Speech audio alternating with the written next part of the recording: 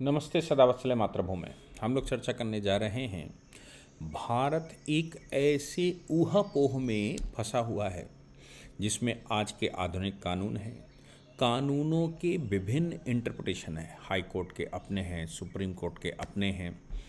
न्याय दर्शन न्याय शास्त्र की बात अमित शाह जी ने की, पार्लियामेंट में की, और पार्लियामेंट में तब करी जब वो 3 कानून जो कि ब्रिटिश काल के थे उन कानूनों को नए सिरे से प्रेजेंट कर रहे थे। उनके नामकरण भी चेंज, जब नया कानून आया तो नए सिरे से उनके नामकरण किए गए। हालांकि बहुत सारे लीगल विद्वानों का ऐसा मानना है कि जो पुराने कानून थे उनको ही रीनंबर्ड कर दिया और थोड़े से 5, 7, 10 सेक्शंस का परिवर्तन किया गया। बहुत सारे विद्वानों ने उस पर लेख लिखे हैं जिनका कहना है कि जहां डेफिनेशन क्लॉज 53 सेक्शन हुआ करते थे वहां उन्होंने 2 सेक्शंस में डाल दिया, 1, 1, 1, 2, 1, 3, 1, 3 कर दिए तो 53 कम कर दिए। विद्वानों का ये भी कहना है कि उनकी रीनंबर्ड रीस्ट्रक्चरिंग कर दिया गया, और रीस्ट्रक्चरिंग कुछ इस प्रकार से कर दिया गया कि उनके अंदर से जो मटेरियल है वो अंदर वैसा ही है, लेकिन वो नए फ्लेवर में रख दिए गए। इंडियन पिनल कोड का नाम भारतीय न्याय संहिता रख दिया गया और सीआरपीसी का नाम बदलकर भारतीय सुरक्षा संहिता रख दिया गया। एविडेंस साक्ष्य विधि होती थी, भारतीय साक्ष्य अधिनियम कर दिया गया। कुल मिलाकर बहुत सारे डिस्प्यूट लोगों ने खड़े किए। अमित शाह जी जिस समय पार्लियामेंट में खड़े हुए उन्होंने कहा अब आपको भारतीय न्याय दर्शन इसमें दिखेगा। हालांकि भारतीय न्याय दर्शन बहुत बड़ा चैप्टर है, 16 उसमें प्रमेय हैं, 16 प्रमेय मतलब 16 विषय हैं। 16 विषयों को अलग अलग तरीके से 12 तरीके से डिफाइंड किया गया है। उसमें भी साक्ष्य के विषय में 4 प्रमाणों की बात की गई है, और वो केवल न्याय के लिए नहीं, कोर्ट के लिए नहीं, वो आम आदमी को भी निर्णय करने के लिए उत्साहित करता है और ये कहता है कि कोई भी व्यक्ति जो ईमानदारी से जीना चाहता है, जो मोक्ष प्राप्त करना चाहता है, जो गलत नहीं करना चाहता लेकिन मिस इंटरप्रिटेशन में फंस जाता है, तो हर एक वो व्यक्ति जिसको एक दृष्टि चाहिए वो भारतीय न्याय दर्शन एक दृष्टि देता है। ऐसा विद्वानों का, पुराने विद्वानों का मानना है। और यही कारण था कि उस समय भारतीय न्याय दर्शन को पढ़ने के बाद, न्याय सूत्रम को पढ़ने के बाद ये बात बिल्कुल साफ थी कि हमारे यहाँ न्यायालय की आवश्यकता नहीं पड़ती थी, हमारे यहाँ मुकदमों की आवश्यकता नहीं पड़ती थी, हमारे यहाँ बहुत बड़ा सिस्टम नहीं था, प्रश्न विवाद हुआ करता था, दंडनायक हुआ करता था, और वो एक आध केस कोई आ गया उसको डिसाइड कर दिया। आज भी भारत में कुछ प्रदेश ऐसे हैं जिसमें केसेस मिनिमम है, आबादी तो है लेकिन केसेस नहीं। लेकिन आप उत्तर प्रदेश, बिहार, मध्य प्रदेश चले जाएंगे तो वहाँ पर केसेस की भरमार है, क्योंकि वहाँ विकृति ज़्यादा आ गई है, और ज़्यादा विकृति की वजह से लोगों के विवाद ज़्यादा हैं, क्राइम रेट ज़्यादा है, फिर प्रश्न विवाद ज़्यादा हैं, कोर्ट का सिस्टम बड़ा है, कोर्ट बहुत बड़ी बड़ी वहाँ पर स्थापित हैं, तो ये सब कुछ दिखता है। लेकिन जब तक भारतीय न्याय संहिता को, जब तक भारतीय न्याय दर्शन को आम आदमी को नहीं पढ़ाया जाएगा, आम आदमियों को पढ़ने के लिए अग्रसर नहीं किया जाएगा, उनको सही गलत की जानकारी ही नहीं होगी, उनके पास वो सही गलत की दृष्टि ही नहीं होगी।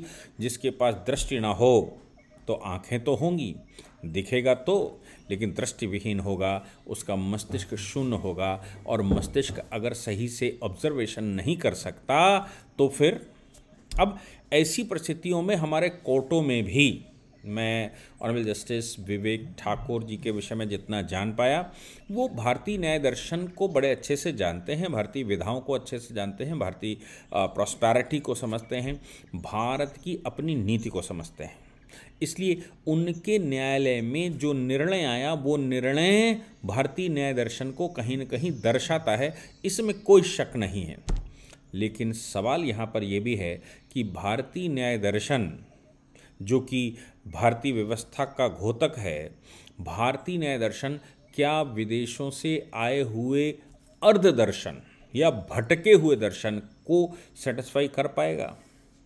अब यहाँ पर प्रश्न खड़ा होता है बाल बच्चों का। ऑनरेबल कोर्ट के सामने ये प्रश्न था कि जो माँ गर्भवती हो, बच्चा पैदा करने के लिए तैयार हो या उसके पेट में गर्भ पल रहा हो, ऐसी परिस्थिति में क्या होना चाहिए? आप उसके फैक्ट सुनेंगे तो फैक्ट सुनकर समझ में आएगा कि क्या फैक्ट हैं और क्या ऑनरेबल जस्टिस कहना चाहते हैं। फिर मेरा जो विवाद है, मेरा जो चिंता है, वो चिंता है क्या ये चीज़ें जो उद्देश्य बनाकर आबादी बढ़ाना चाहते हैं, उनके रिलीजियस कृत्य हैं कि आबादी बढ़ानी है, रिलीजियस इंजेक्शन है कि आबादी बढ़ानी है। वो इसलिए आबादी नहीं बढ़ाना चाहते कि प्रकृति को कुछ देना चाहते हैं, वो इसलिए नहीं आबादी बढ़ाना चाहते कि संसार को सही रखना चाहते हैं, वो तो इसलिए आबादी बढ़ाना चाहते हैं कि वो संसार का विनाश करना चाहते हैं। उनको संख्या चाहिए, उनको राक्षसों की आबादी चाहिए, उनको कहीं न कहीं वो योद्धा चाहिए जो कि इस सृष्टि को विनाश करने के लिए अग्रसर हो सकें। तो क्या उनके ऊपर भी ये भारतीय न्याय दर्शन के अनुसार किया गया न्याय या जो आदेश है वो वैसा ही लागू होगा? सोच कर देखते हैं। सवाल ये है यहाँ पर कि ऑनरेबल जस्टिस ठाकुर के सामने जो प्रश्न आया वो ये आया कि एक महिला है, किसी प्राइवेट स्कूल में पढ़ाती है। अब उसको आप ये प्राइवेट स्कूल की बात कहेगी, आज की तारीख में मैटरनिटी लॉ जो हमारे देश का है वो कहीं पर भी मतलब वो प्राइवेट सेक्टर में काम करती हो, वो पब्लिक सेक्टर में काम करती हो, वो कहीं काम करती हो, लेकिन वो काम कर रही है, सैलरी पर काम कर रही है। डेली वेजेस की बात नहीं की जा सकती यहाँ पर, क्योंकि डेली वेजेस पर काम करने वाले यानी कि दैनिक भत्ते पर काम करने वाला आज यहाँ कल वहाँ, तो फिर वो, लेकिन मैं ऑर्गेनाइज्ड लेबर की बात कर रहा हूँ। अनऑर्गेनाइज को थोड़ा मुश्किल काम है, सरकार ने हालांकि मैटरनिटी लीव के लिए उसको भी कवर करने की कोशिश की है, लेकिन वो बहुत मुश्किल काम है। तो ऑर्गेनाइज लेबर की बात यहाँ पर आती है। ऑर्गेनाइज लेबर अगर कहीं काम करती है, अब वो है प्राइवेट लेकिन ऑर्गेनाइज्ड है, सैलरी मिलती है, वो सैलरी पर है, डेली भत्ते पर नहीं है, ऐसी परिस्थिति में सवाल यहाँ पर ये पैदा होता है कि वो स्कूल, प्राइवेट स्कूल में पढ़ाती है, वो अपने प्राइमरी चेकअप के लिए स्कूल में एप्लीकेशन देती है। एप्लीकेशन में ये लिखा जाता है कि भाई वो एक चेकअप करवाने जा रही है, वो प्रेग्नेंट है और प्रेगनेंसी की वजह से ये कर रही है, वो कर रही है, ये सब स्कूल में वो लगाती है और उसकी लीव स्कूल से ग्रांट भी होती है। जब वो ये कहती है कि ये छुट्टियां जो आने वाली हैं, सर्दी की छुट्टियां, इन छुट्टियों के बाद मुझे बच्चा पैदा करने के लिए समय दे दिया जाए, मुझे लीव दे दी जाए, जब वो इंटेंशनली ये कहती है तो उस महिला को वो टर्मिनेट कर देते हैं। प्राइवेट ही स्कूल है, उन्होंने कहा कल से आपकी छुट्टी, हम आपको अपने यहाँ अब रखना नहीं चाहते। वो महिला बोर्ड के पास जाती है, बोर्ड ये कहता है कि बात ठीक है, मैटरनिटी लीव देने के उद्देश्य, मैटरनिटी लीव न देनी पड़े इसके लिए आप उसकी छुट्टी नहीं कर सकते, क्योंकि ये कानून है कि उसको आपको मैटरनिटी लीव देनी पड़ेगी और उसकी सैलरी भी देनी पड़ेगी, उसके लिए सुविधाएं भी देनी पड़ेंगी। अब 6-6 महीने का इस समय चल रहा है, तो फिर स्कूल को लगा कि नहीं भाई ये तो बड़ा गड़बड़ हो जाएगा, 6-6 महीने की हम सैलरी देंगे, ये ठीक नहीं, इसलिए टर्मिनेट कर दो, तो ये बच्चा पैदा कर लेगी और बाद में जब होगा तब आइए देखेंगे। बोर्ड ने निर्णय प्रेगनेंसी जो maternity leave act, maternity act है, उसके अनुसार ये कहा कि ये निर्णय ठीक नहीं है। स्कूल प्रशासन को लगा कि 6 महीने की सैलरी देनी पड़ेगी और उसके बाद भी बच्चा छोटा होगा तो कभी आएगी कभी नहीं आएगी, 2-3-4 साल तो कम से कम बच्चे को सही से पालने के लिए चाहिए, नहीं तो 1 वर्ष तो चाहिए जब तक वो चलना शुरू नहीं करता। तो फिर भाई हमारा तो 1.5 साल का फ्री फंड का जा रहा। वो हाई कोर्ट पहुँच गए, हिमाचल प्रदेश हाई कोर्ट में ऑनरेबल जस्टिस विवेक सिंह ठाकुर की अदालत में केस लगा। ऑनरेबल जस्टिस ठाकुर ने जब बात को सुना तो स्कूल प्रशासन कहता है कि नहीं, हम मैटरनिटी लीव देने के लिए नहीं छोड़ रहे, इनका जो ट्रैक रिकॉर्ड है पढ़ाने का, स्कूल में काम करने का, वो ट्रैक रिकॉर्ड अच्छा नहीं है, इसलिए हम इनको टर्मिनेट कर रहे हैं। हमें तो पता ही नहीं है कि ये प्रेग्नेंट भी हैं। महिला अपने एविडेंसेस लगाती है और ये कहती है कि जब हमें पहले लीव दिया गया तो फिर हमने एप्लीकेशन लगाया, उस पर ग्रांट किया गया, मैटरनिटी लीव नहीं दिया, लेकिन हमने लीव तो उसी आधार पर लिया था कि मैं प्रेग्नेंट हूं, मैं अपना चेकअप करवाना चाहती हूं। इसका मतलब स्कूल ये झूठ बोल रहा है कि वो प्रेग्नेंट है, कि वो उसको नहीं मालूम कि वो प्रेग्नेंट है। महिला ने ये सिद्ध कर दिया कि स्कूल प्रशासन को ये बात मालूम थी कि वो प्रेगनेंसी के दौरान है और अब वो मैटरनिटी लीव लेने वाली है। और ये महिला का कहना है कि हमने जैसे ही चर्चा करनी शुरू करी अनऑफिशियली, वैसे ही स्कूल ने तय कर लिया कि इनकी छुट्टी कर दो। माननीय न्यायालय में ऑनरेबल कोर्ट ने जो टिप्पणी की है वो समझने की कोशिश करते हैं। मातृत्व इस धरती पर मानव जाति के अस्तित्व के लिए महिला द्वारा निभाया जाने वाला महत्वपूर्ण और आवश्यक कर्तव्य है। हाई कोर्ट ने इसकी आवश्यकता पर बल दिया और प्रेग्नेंट महिलाओं की आवश्यक सहायता और सुविधाएं प्रदान करने के निर्देश दिए। इतनी बात ठीक है। और जस्टिस विवेक सिंह ठाकुर ने जो स्टेटमेंट दिया, मतलब जो उन्होंने कहा, वो क्या कहा, गर्भधारण करना, बड़े ध्यान से सुनिएगा, ये भारतीय न्याय दर्शन है, क्योंकि मैं कह रहा हूँ ऑनरेबल जस्टिस विवेक सिंह ठाकुर भारतीय न्याय दर्शन के अनुरूप काम करते हैं, ऐसा मेरी जानकारी में है। तो वो कहते हैं गर्भधारण करना, बच्चे को जन्म देना और उसकी देखभाल करना न केवल महिला का मौलिक अधिकार है, बल्कि समाज के अस्तित्व के लिए उसके द्वारा निभाई जाने वाली पवित्र भूमिका भी है। इस कर्तव्य की कठिन प्रकृति को ध्यान में रखते हुए उसे ये सुविधाएं दी जानी चाहिए जिनकी वह अधिकारी है। बात ठीक है, बिल्कुल ठीक, एग्जैक्टली भारतीय न्याय दर्शन के अनुसार है। भारतीय न्याय दर्शन महिलाओं को टॉप पर रखता है। भारतीय न्याय दर्शन महिला को जननी मानता है।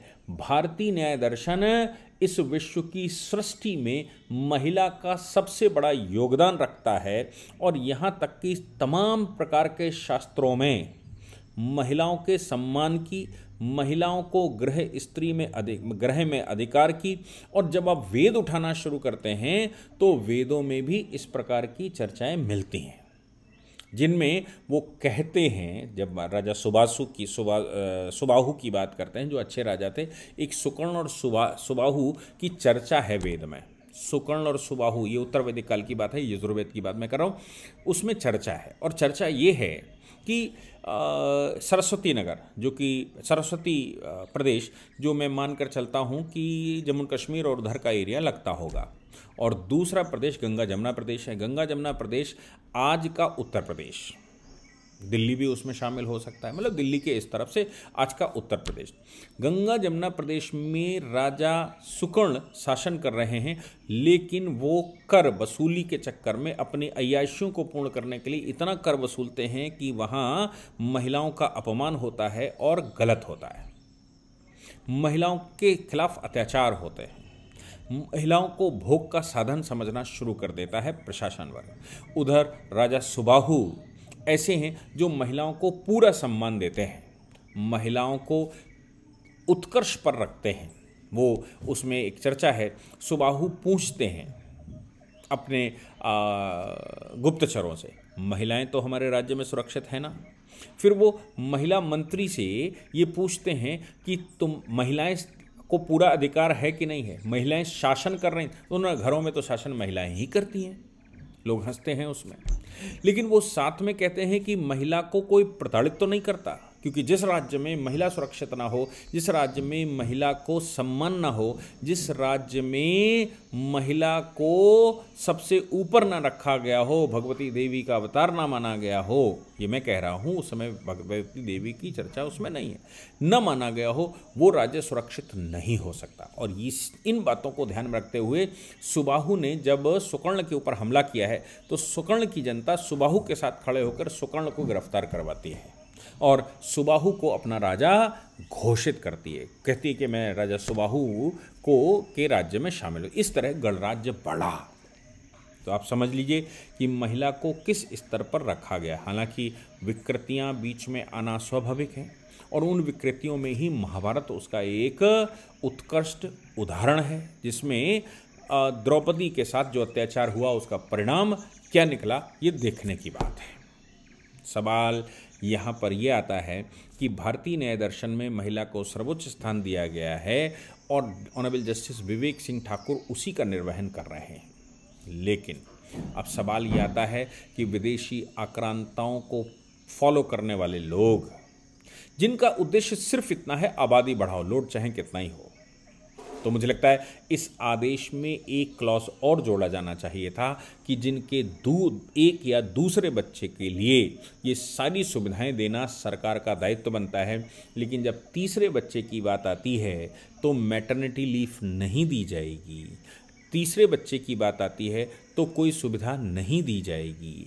तीसरे बच्चे की बात आती है तो एडमिनिस्ट्रेटिव एक्शन लिया जा सकता है। तीसरे बच्चे की बात आती है तो उनके खिलाफ आदेश किया जा सकता है, नौकरी में भी काटा जा सकता है, ये सब कुछ हो सकता है, नौकरी जा सकती है। लेकिन 2 बच्चों के लिए जो मुझे पूरा ऑर्डर पढ़ने को नहीं मिला, लेकिन इसमें एक क्लॉज 2 बच्चों का डाला जाना चाहिए था अगर हम भारत की राष्ट्रीय पॉलिसी 2 बच्चों की लेकर आते हैं। लेकिन एक प्रकृति ऐसी है जो ये कहता है, एक रिलीजन ऐसा है जो कहता है जिसने विवाह नहीं किया वो मेरा फॉलोवर नहीं है, जिसने विवाह नहीं किया वो अल्लाह का बंदा नहीं है, जो बच्चे नहीं पैदा करता वो अल्लाह का बंदा नहीं है, और बच्चे अल्लाह देता है, तुम्हें रोकने का अधिकार नहीं है, तुम तो केवल एंजॉय करो, अल्लाह खुद सृष्टि बनाएगा और ये जो बच्चे पैदा होंगे इनको इस सृष्टि का भोग करने का अधिकार है, इसकी सुरक्षा तो अल्लाह स्वयं करता है। अल्लाह ने बनाया है और वो फिर बनाएगा, जो नष्ट होगा उसको फिर बनाएगा। ये सब बातें कही जाती हैं। तो ऐसी परिस्थिति में जो 4 विवाह और 14 बच्चे पैदा करे, क्या ये भारतीय न्याय दर्शन उस पर भी वैसा ही लगना चाहिए? ये जो भारतीय न्याय व्यवस्था है क्या वैसी ही उसके ऊपर भी लागू होनी चाहिए? मुझे लगता है कि इन सभी को ध्यान में रखते हुए